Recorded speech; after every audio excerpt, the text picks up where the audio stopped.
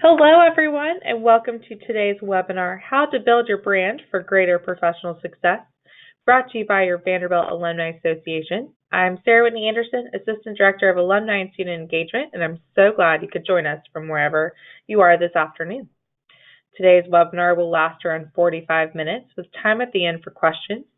Please feel free to type those questions as you have them in the questions box on the side panel of your screen.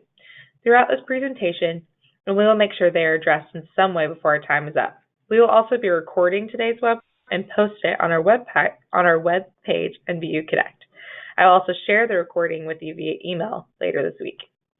Many of you know our presenter today from previous alumni career offerings here at Vanderbilt, and I'm so excited she's back with us for this presentation.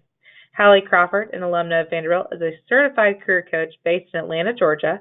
Her company, HallieCrawford.com, and team of coaches have helped thousands of people nationwide uncover their dream career and make it a reality. Hallie is regularly featured as a career expert in the media, including Forbes.com, The Wall Street Journal, CNN, AJC, and Fox Business News. I'm excited to now turn this afternoon's presentation over to Hallie.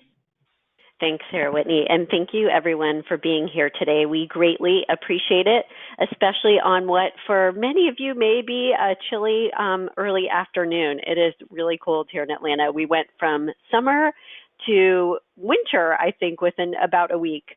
So I am Hallie Crawford, and as Sarah Whitney said, I'm a certified career coach, speaker, and author, and the founder of my own coaching company, HallieCrawford.com.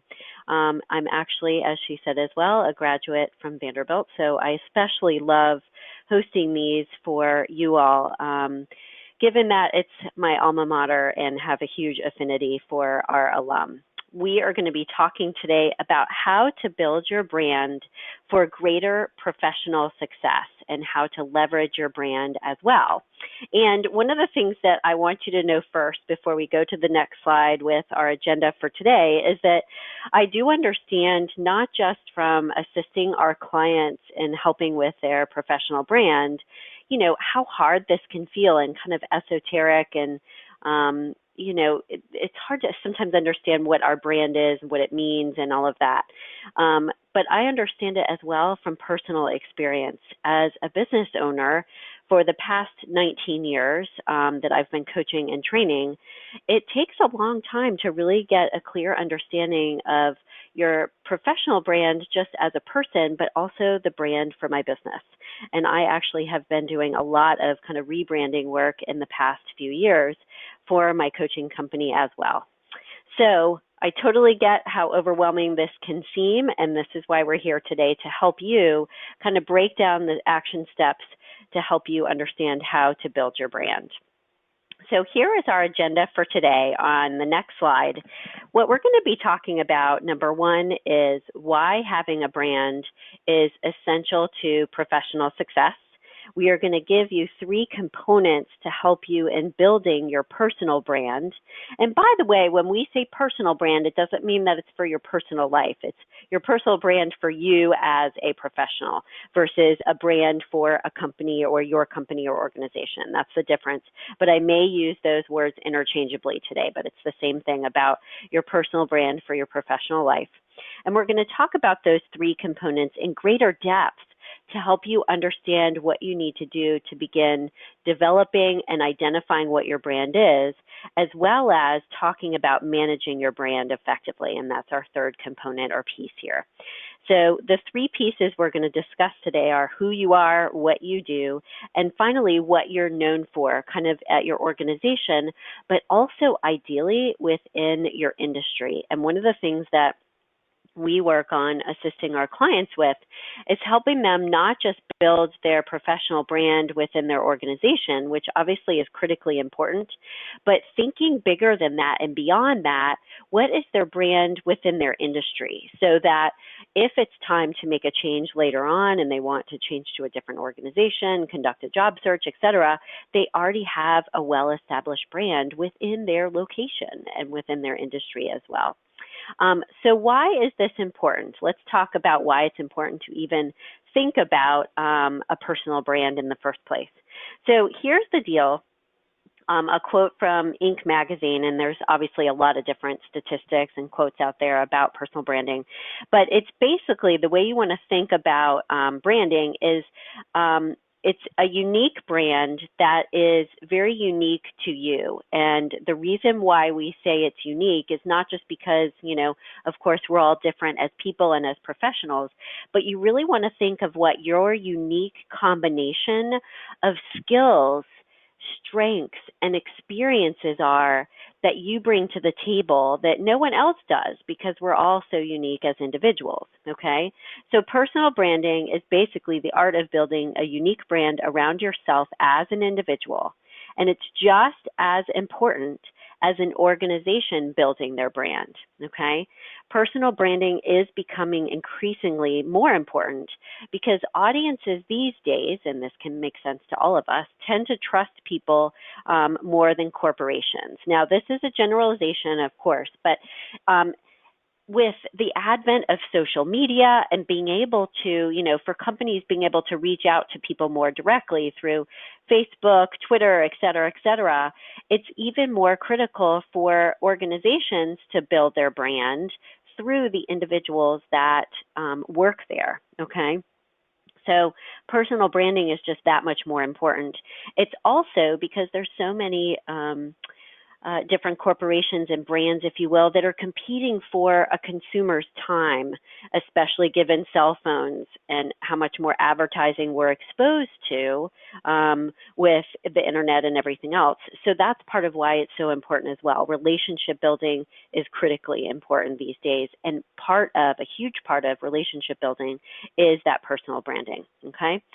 The second reason why personal branding is so important is because everyone we work with, whether it's clients, our coworkers, our employees that we manage, they are going to work more effectively with people that obviously they trust, respect, and like.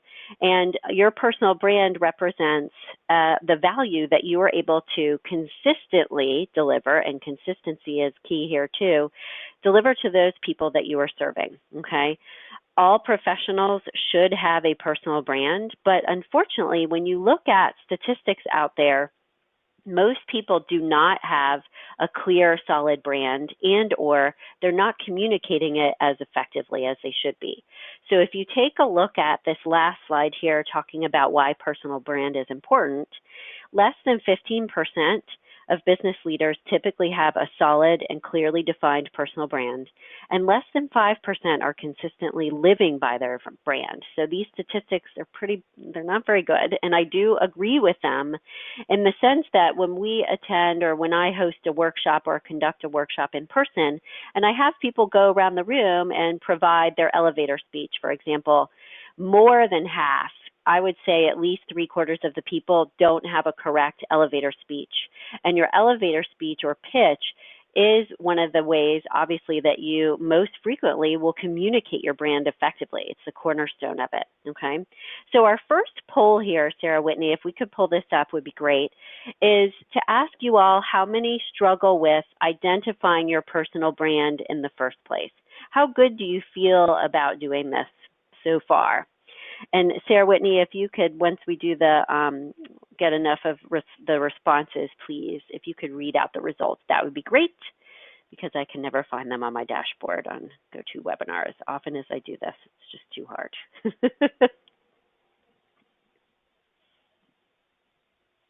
All right, so take a moment to fill this out, if you would, please. And part of why we share this, these statistics too, is to know that you're not alone. Wherever you stand on this is normal. It's very typical one way or the other. All right, so we're at 85% yes and 15% no. Okay, all right, good. So this is why we're here. Thanks, Sarah Whitney, for reading those out, and everyone for participating too. This is why we're here today, obviously. And for those of you who feel like you don't struggle as much with this, hopefully you will get a couple of additional tidbits here. One of the things that we do want to focus on at the end is how to manage your brand effectively too and leverage it. And we are going to spend some good time on that at the end as well. One of the things I did want to mention to everyone kind of up front as well, so that you don't have to feel like you're frantically taking notes today, please don't hesitate to reach out to us if you would like to get a copy of this presentation. You will get the recording, as Sarah Whitney said earlier, but also if you would like to get a copy of the PowerPoint slides, please feel free to just email admin@HallieCrawford.com. We would be happy to share these with you as well so that you've got the notes. There are a couple slides as we go forward that will give you some examples and templates for branding statements as well as elevator speeches. So you may want to get a copy of the slides so you have those and don't feel like you have to write it all down. All right, so let's talk about the three components to building your brand and how we begin to write our branding statement and identify what our brand is, okay? So this is kind of our overview to get you started thinking about things. Now, your branding statement, by the way that we define it for our clients is usually a longer document. It could be like half a page, give or take, and then your elevator speech would be the introduction to that document. The first sentence and the thing that you would say to people, for example, at a networking event when you first introduce yourself, okay? So the elevator speech would be the shortened version of your branding statement. And the three components that we use to help our clients build their brand is you need to be very clear about who you are as a professional in lots of different ways. And we talked about this a few minutes ago, and we'll dive into this more. But it's not just about your strengths and experience. It can also be about your personality type as well and what your strengths are related to that. You also need to very clearly understand what you do. And this is not just a glorified list of the tasks that you perform as a professional. It's what you do in terms of the value and the results that you provide to your coworkers, your employees, your customers, your clients. Okay. And then finally, what you're known for. Okay. And this is the unique way that you provide those results and the service or product that you provide to your customers as well. And I love this quote from Jeff Bezos: your personal brand is, bottom line, basically what people say about you when you leave the room. We always obviously want it to be positive, of course, but basically it's the first few things that when someone thinks of you in a professional sense, the adjectives that come to their mind first when they think about you. We all have that. We all have, assumptions that we've made about people. And even if you haven't gone around asking people, what is it that you think of when you think of me, which normally we don't do that. But there are things that if you went around and surveyed your coworkers, your employees, your manager, et cetera, and said, what are the things you think of, right away when you think of me, they would have an answer. They might have to think about it for a second, but they would definitely have an answer. A lot of this stuff just operates subconsciously. And what our goal is as part of today is to help you bring it more to the forefront so that it's more consistent and that you're articulating it more effectively, okay? So in terms of building your brand, and this is our second step on how to build the brand, our first piece, as we said, is who you are. And so part of this slide here, and we'll talk about this for the next couple of slides actually, is you want to conduct a self-assessment first to start to understand what your brand is or might be, okay? So the three steps that we want you to take to conduct a self-assessment and understand from your own perspective what your brand is we want you to look at these different pieces all on the right-hand side of this slide here. It is critically important and a big piece, if you will, to understanding what your brand is if you first understand what your values are as a person, but also as a professional. When you understand what your values are, then you can better understand what you stand for in the workplace. Why do you enjoy what you do? How do you perform the role that you're in and the tasks that you perform? And how do you communicate? How do your values come through in the way that you communicate? So one of the first things that we want you to do to understand what your brand is to understand first what your professional or career values are, okay? What you stand for in terms of your role, the tasks that you perform, why you work at your organization, and why you're in the field or industry that you're in, okay? That's the first piece that you want to identify.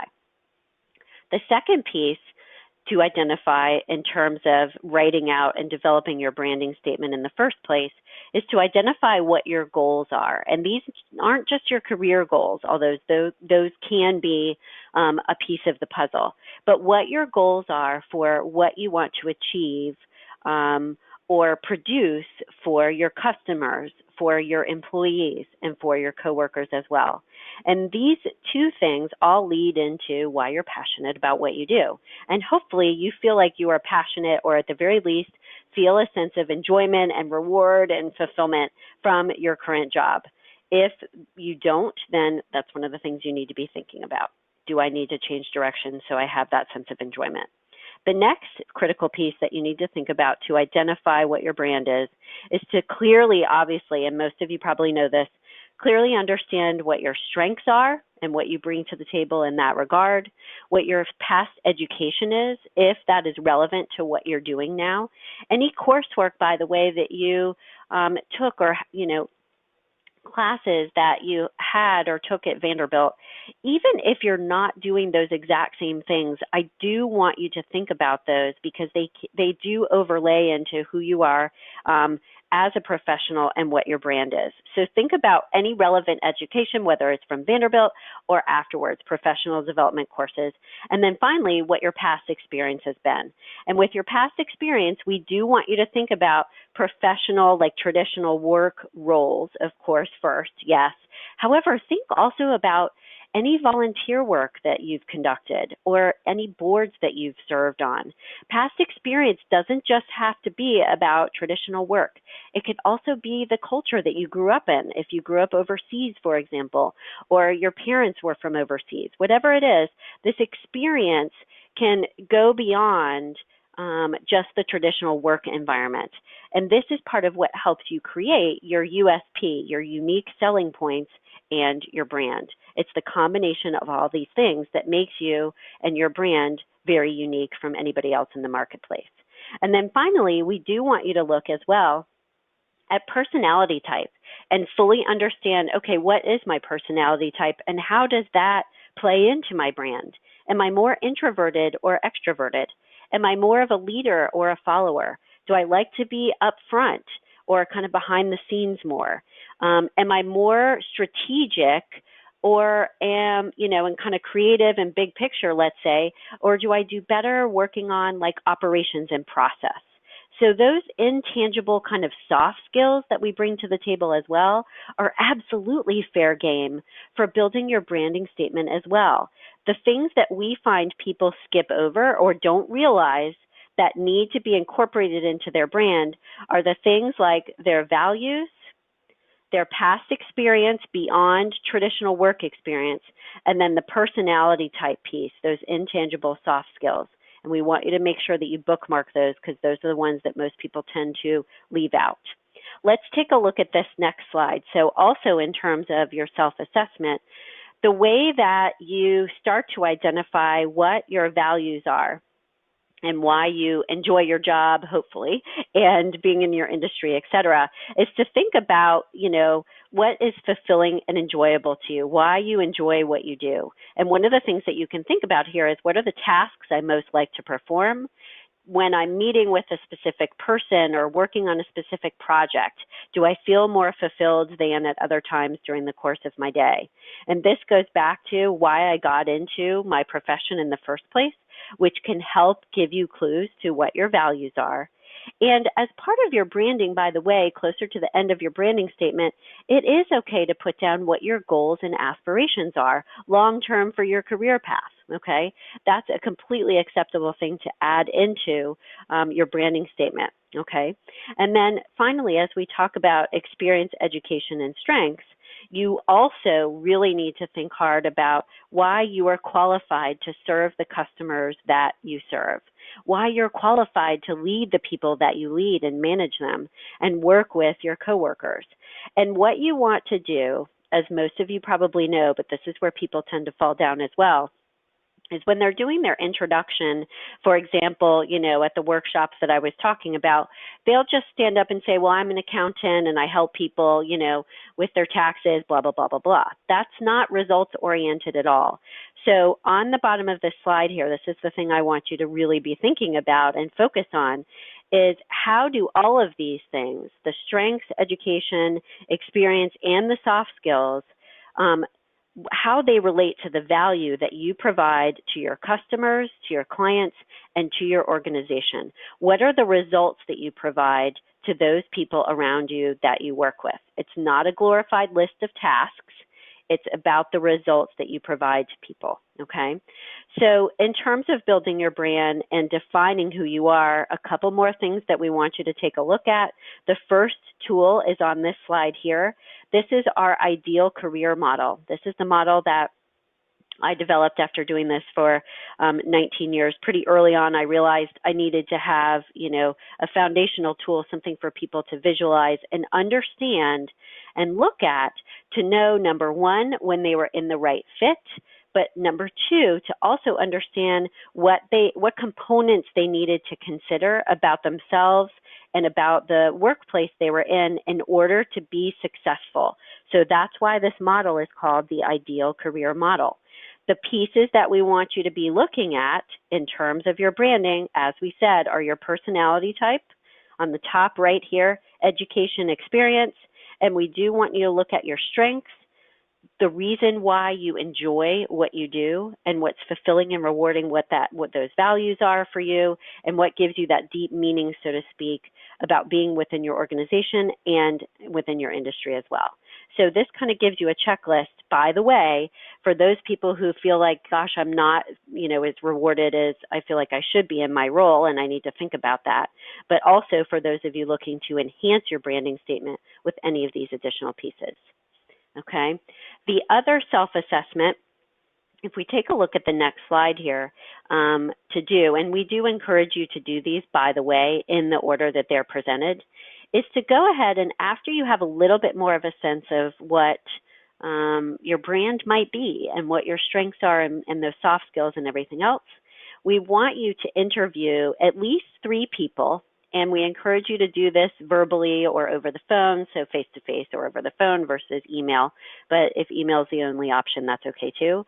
But actually ask them, what do they see are your top 3 strengths? That would be the first question. Number 2 would be, what do you do better than anyone else that they know? And number 3, we referenced a few minutes ago, when they think of you, what 3 adjectives come to mind? So we'd like to do our second poll here. And I am curious if anyone on the call today has ever interviewed anyone else regarding their strengths or their past experience or how they think of you, so that you can start to get a sense of, okay, this is what I think my brand is, but is this how I'm coming across? So Sarah Whitney, if you could do this next poll, that would be great. And if you all would participate in this one too, that'd be fantastic. This piece here of doing this kind of external assessment, if you will, is a really critical piece, because by the way, sometimes we think our brand is one thing, and then when we talk to people, we realize, ooh, it's not exactly how I want it to be or how I thought I was coming across. So this is a really important piece to the process. Okay, Sarah Whitney, how are we doing? We have 31% said yes and 69% said no. Okay, good. All right, thank you for sharing that. And I say good because I'm actually glad. Usually those numbers of people that have interviewed others are lower. So good for you all for having done this. And listen, this doesn't have to be a big deal. It could be when you're talking to a coworker and you just ask them informally, and just let them know, hey, I'm trying to get a clear sense of if my brand is matching with what I think it is, and making sure I'm articulating it correctly, and just informally ask these questions. Doesn't have to be a big deal. We do recommend, just by the way, that you interview different people, meaning if you're a manager, interview, a couple of your employees as well as coworkers or peers, and do a mix of male, female too, because then you'll get different perspectives on the subject, which can be really, really helpful to enhance, your learning about this and how you're coming across.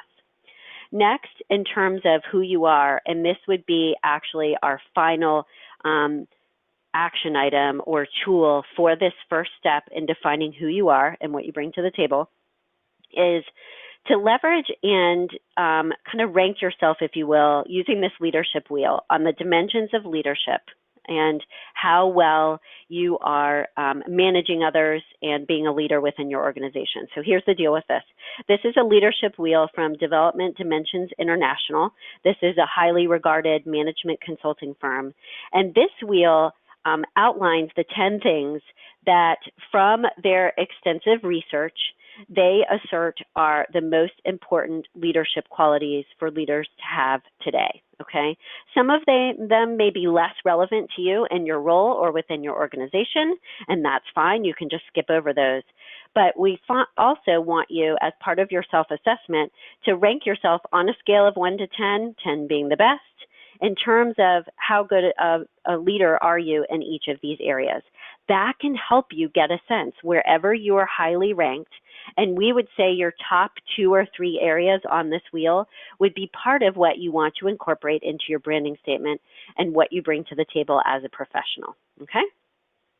So our next component is what you do and what you're known for. And what you want to think about in terms of what you're known for is who do you serve at the bottom here, what makes you unique and provide that service or product or whatever it is in a unique way to anyone else. And finally, why should they believe you? Okay, so these are the 3 important components that you want to consider for starting to write your branding statement, okay? So as we're starting to begin writing our branding statement, you want to think first about who do you serve? Who is your target market? It could be people, these are some examples on the slide here, people who want to grow their business. It could be environmental organizations who want to improve their operational processes. This second one here is actually from one of our clients. So the first thing that you want to do when you're beginning to write out what your branding statement is, after you've gone through the exercises of the self-assessment as well as interviewing others, is to really be clear and make sure that you understand who your target audience or market is, okay? The second piece you want to take a look at is what makes you unique. And what we mean is you as a person and your professional brand. So what services do you provide? But beyond that, it's not just, oh, that I'm a career coach. You have to think about what unique value do you provide that no one else does. For example, custom programs and treatments, assistance managing inventory. For example, if you're a salesperson that sells pharmaceuticals to veterinary clinics, they may provide co-hosted workshops and lunch and learns for their customers. You want to make sure, as you look at the bottom here on the slide, that is results-oriented, as we said, not task-oriented. So for example, my elevator speech, I kind of interchange a few different ones depending on who I'm talking to, but my elevator speech is I'm a career coach who helps people find jobs that make them want to jump out of bed in the morning. That is more results-oriented, and it's something that most everyone can understand. It's straightforward, to the point, and people can relate to that pain point of hitting the snooze button multiple times every morning, okay? So just as you're thinking about your elevator speech, by the way, in your branding statement, you want to make sure that when you distill it into your introduction, elevator speech, and when you're talking with people, that you make it very easy to deliver it and say it, but also for them to digest it and have it make sense to them. The final piece is why should they believe you, right? So what are the results that you provide, offer, or create for your customers, okay? For example, it could be marketing plans that increase sales by, 50%.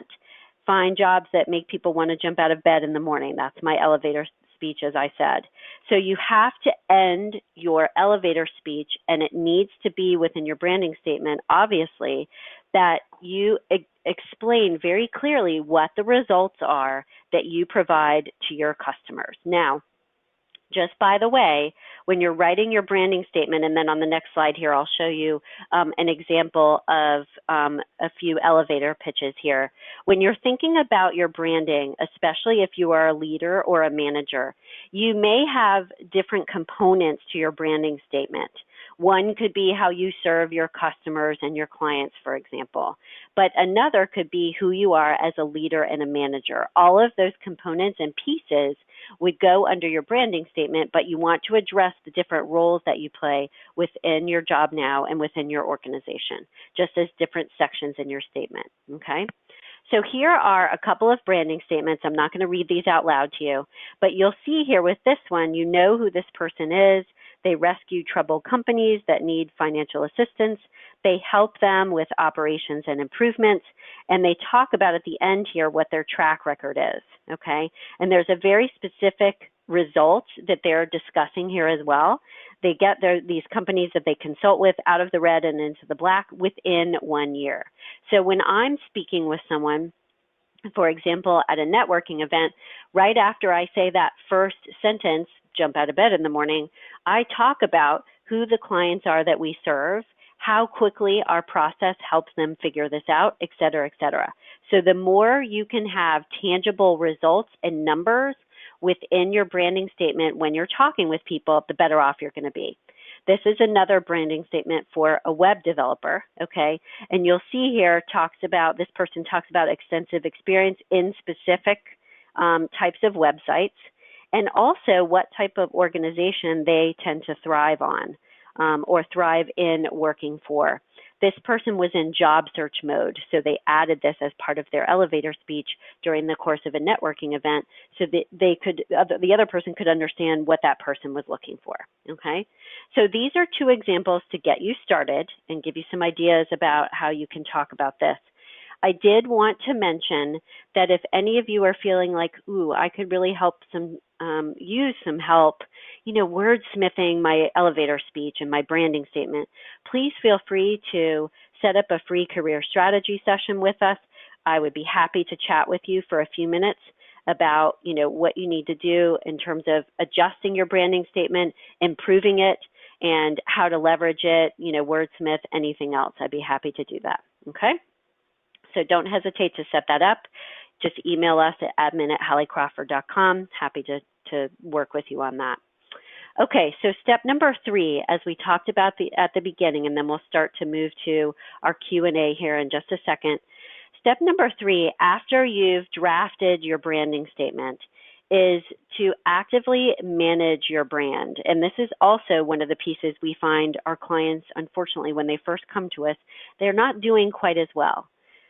It's what you do as much as what you say. So the first thing you need to think about from the slide here is you are already articulating or communicating a brand right now as we speak and on a regular basis at your workplace, whether you're fully aware of it or not. What you wear communicates a brand. How you behave, what your nonverbals are, how you communicate, whether you talk with people more versus email or the other way around. All of these kind of intangible things, as well as the things that you say verbally, communicate your brand. So you need to be mindful of all of these different pieces. And some of the things that we would like you to get started doing to manage your brand more effectively are listed on this slide. And we'll talk about this in just a moment here as we go. More effective and clear communication is the first one. Focusing on action and results, but also making sure that you're providing those results as well. Social media, specifically LinkedIn, is what we want you to be leveraging for your branding. And developing a greater presence within your industry, like we said before, not just within your organization. So first of all, one of the ways to more effectively communicate your brand on a consistent basis is on your resume, obviously, and on LinkedIn. Resume would be more relevant if you're in job search mode, of course. LinkedIn, though, goes beyond job search mode. We have more and more people contacting us to get their LinkedIn profile up to speed just for branding purposes so that they're out there more in a more effective way. So we'll talk about resume quickly and then your branding statement on LinkedIn as well. And just by the way, everyone, too, I am aware of the time. I can go a little bit past the 45 minutes to handle as much Q&A as we need to, just FYI. So with your resume, if you're in job search mode, you need to keep in mind that your resume is your personal marketing document. And by the way, your name can be your brand, and it should be. If you take a look at how this person's header is set up, She's got not just her name, but she's got keywords that describe her, as well as a great tagline underneath that helps sell who she is as a professional, okay? In terms of managing your brand on LinkedIn, you want to make sure that there's a short branding statement on LinkedIn in your About section at the top. Here is an example on the slide here. Let's go ahead and do this third poll if we could here, Sarah Whitney, while people are checking out this example on the slide. What we're curious about here is how many of you feel like you have a solid, clear branding statement on LinkedIn. So I'm going to add that little piece to it, solid and clear branding statement versus, ooh, it might be a little bit fuzzy. So I'll give you a moment here to fill that out for us. And this will be our last poll for today, by the way, everyone, too. All right, we have 15% said yes and 85% said no. Okay, all right. So good news that you're here to figure this out. This is an example on the slide that you can leverage as a start to give you some ideas. We do have a LinkedIn guide that we provide to our clients that I would be happy to share with you all that will help you improve your LinkedIn, kind of get you started on it, okay? So just feel free to email me at admin@HallieCrawford.com. We'll share that with you. The other ways that you can promote and manage your brand more effectively, we want you to start with LinkedIn first, by the way. But as you go, it could be Twitter, Facebook, otherwise. One of the things we want you to do is add your branding statement, kind of like we talked about just a minute ago on the resume. Add a tagline to your signature line in your email so people start to identify you as that person. Develop a greater presence in your industry by, for example, writing articles on LinkedIn, or start writing articles for industry publications, or even give presentations at conferences, okay? These are things that are critically important that will help you get a foothold, if you will, in terms of your brand, not just within your organization, but within your industry as well, like we were talking about earlier. So we want you to think a little bit bigger in terms of managing your brand, okay?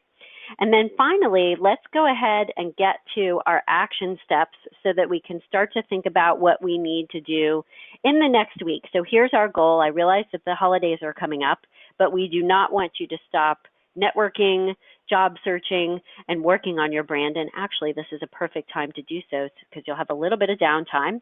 And over turkey, let's say you can interview your friends and family members to find out what adjectives come to mind when they think of you. So if everyone could get out a pen and paper for us, that would be great. And write down for us what one action item you will take in the next week to either start revising your branding statement, starting to write it from scratch if you fall into that category, or, oh, I need to manage it better and kind of get it out there. So it could be interviewing others, like we just said. It could be refining your branding statement and kind of making tweaks based on what we talked about today. It could be that, I'm in job search mode and I need to update my resume and make it look like the header that we gave you as an example. I would love it if you all would schedule a free strategy session with me because, as I said, I love what I do. I'd be happy to chat with you for a few minutes about some changes or tweaks that you need to make to your branding statement, but also happy to just give you any advice on any career goal outside of this topic today, if that's what you need.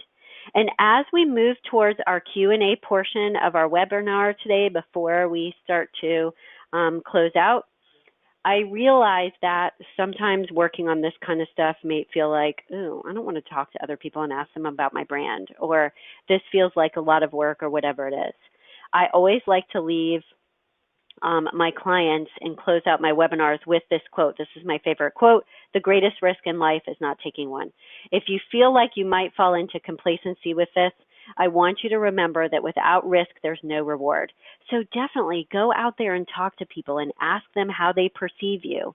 Even better, with the leadership wheel, ask your supervisor how they would rank you on those categories, not just doing the self-assessment. Find out from other people what they would say too, okay? Put yourself out there.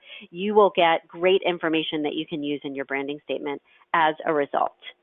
Okay, Sarah Whitney, so if we could move to the Q&A portion, that would be great. And if you would read them to me, anything that comes through, if we have any questions, that would be fantastic. please, everyone, go ahead and enter into the chat box any questions that you have before we close out for today. By the way, as you're thinking about your questions, please do connect with me on LinkedIn. We do provide a lot of career advice on LinkedIn, writing articles, all of that, because we walk our talk. And finally, if anyone wants to know more about our career coaching services, be happy to chat with you about that. I'll leave this up on the slide so you've got the contact information there. So Sarah Whitney, how are we doing? Do we have any questions that have come through yet? That we do. So first question is, how does developing a brand work if I am looking to change industries altogether? Great question. So with your brand, if you're looking to switch over, articulate or write your brand to or towards the new direction that you would like to go in. And what you need to focus on there, though, is what your transferable skills might be. Okay, so focus on any industry specific experience or expertise you may have in the new industry, or if you've done any volunteer work or anything else. And if you don't have that, though, focus more on what the transferable skills would be, as well as why you have a passion and an interest for that new industry. Great question. Hopefully that gets you started. Lovely. So the next question, I'm kind of making up the question for you. So if for some reason I've messed up what your actual question is, feel free to send in something else. So this instance is, I asked people about my strengths through a text and got 25 answers. So I believe the question would be like how to filter through those, how to select the best ones, and how to filter through that process. Well, great question. So I would filter through that because that is a lot. Based on your own self-assessment and what you know to be, your greatest strengths and what you've seen from past experience and performance reviews, et cetera, I would come up with what your top 5 are. Another great thing to do actually too is take an assessment like the StrengthsFinder assessment and get your top 5 strengths from them as well. That can help you filter through what might be the highest priority, if you will. So I'm glad that you did that, and I can see how, oh my goodness, it might be a little bit overwhelming. So those are 2 ways that you can kind of wade through it. Great. Another question is, how much of the design aspect of branding is important as much as the verbiage and wording? Okay, so I'm going to assume that design means like where you put things kind of in what order or format, so to speak. So the wording is critically important. And actually, the design in terms of like the elevator speech and what you say first is also important as well when you're talking with people, for example, at a networking event. So in terms of design, the only thing that I would technically worry about is having the results-oriented statement and who you are and the results that you provide at the very beginning. Beyond that, the rest of it can be a little bit more kind of free-flowing. Use the examples from the presentation that I gave you to help give you an idea, but that would be the first thing that you need to worry about, is just having that first piece at the top. Great question. Yes, thank you. Looks like that I'm going to give it a couple more minutes and then go ahead and ask this question personally, and then make sure to send in your last questions if you have any.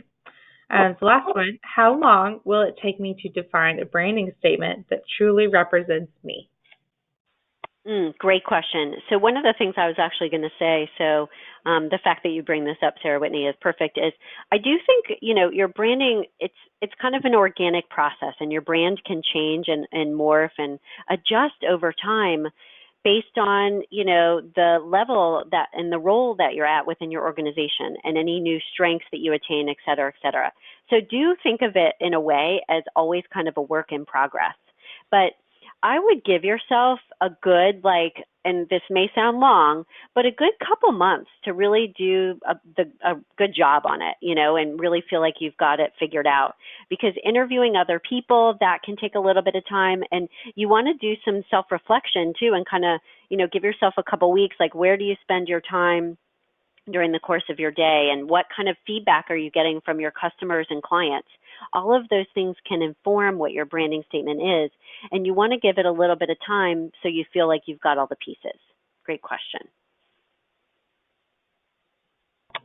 Great. Well, I think that is all. We just got a bunch of thank you, Hallie, so that's where I'm headed anyway. Thank you for sharing your wisdom, as always. I definitely took a lot of pieces to note for myself. And thank you to all of our attendees for participating this afternoon. I want to encourage you to check out our career resources and events, both electronic and in person, provided to you by the Vanderbilt Alumni Association. This is our last webinar for this semester, but we will pick right back up after the holidays. In January, along with some new exciting career resources. So make sure to keep an eye out on VU Connect for those that are going to be popping up around next month and going into the spring. As always, we are looking to improve upon our offerings to alumni, so please be in touch and let us know how we can best support you. Thanks again for joining us, and have a great day. Have a great day, everyone. Thank you.